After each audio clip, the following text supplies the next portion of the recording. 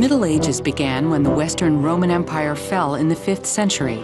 This period lasted for hundreds of years. Without the Romans to provide protection, medieval Europe became a violent and dangerous place. Frequent foreign invasions by Vikings, Magyars, Muslims, and other raiders weakened European rulers so that they could not maintain law and order. Seizing the opportunity, wealthy nobles seeking to expand their power and land holdings began fighting one another for territory. Out of this chaos emerged a new political and social system called feudalism. Because European kings weren't strong enough to control the battling nobles who were challenging their power, they struck a deal with them instead. In a formal ceremony, a monarch would give a noble a fief, or grant of land. The monarch also promised to protect the noble. In exchange, the noble swore an oath of loyalty, vowing to be faithful to his lord, the monarch, and to supply him with armed warriors and other services. Through this feudal contract, the noble became the vassal of a king or queen. The monarch's vassals became lords themselves by subdividing their fiefs and acquiring vassals of their own. Like their overlords, these lesser nobles had to publicly promise their loyalty and support in return for land and protection. Often the same man was both lord and vassal, lord to a less powerful noble below him, and vassal to a more powerful noble above him.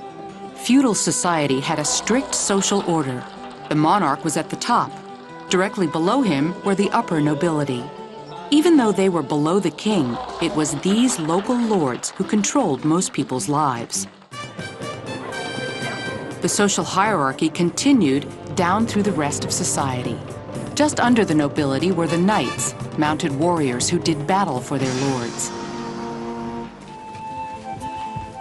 Nobles also sometimes hired men-at-arms, soldiers who had the same equipment as knights, but not their social standing. The peasants were at the bottom of the social order. They were generally poor, uneducated laborers who lived and worked on the land owned by the nobles. The peasants were the economic backbone of society, growing the crops and producing the other goods that everyone needed. The peasants were considered part of the land they lived on. When a noble received a fief of land, he received the peasants who lived on it too. Peasants couldn't leave the land without the lord's permission, and they had to obey the lord's laws. They also had to work for the lord, farming his lands and giving him regular payments of what they produced. In return, the peasants were allowed to farm some of the lord's land for themselves. Perhaps more important during this chaotic period, they enjoyed the stability and protection of the lord's laws and his armies. These were big benefits during the Middle Ages, when competing lords, bandits, and raiders from outside Europe were a serious threat. A main source of protection during the Middle Ages was a castle.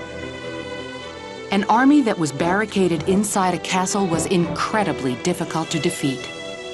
And nobles safe inside their castles were able to build up their armies and expand their power.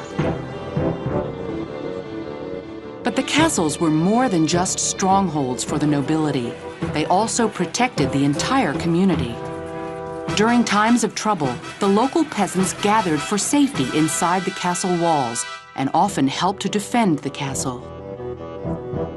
Under feudalism, the overlords, lesser lords, knights, and peasants all depended on one another for survival. Life may not have been easy for most people, but feudalism turned chaos into order and offered stability during a violent and uncertain age.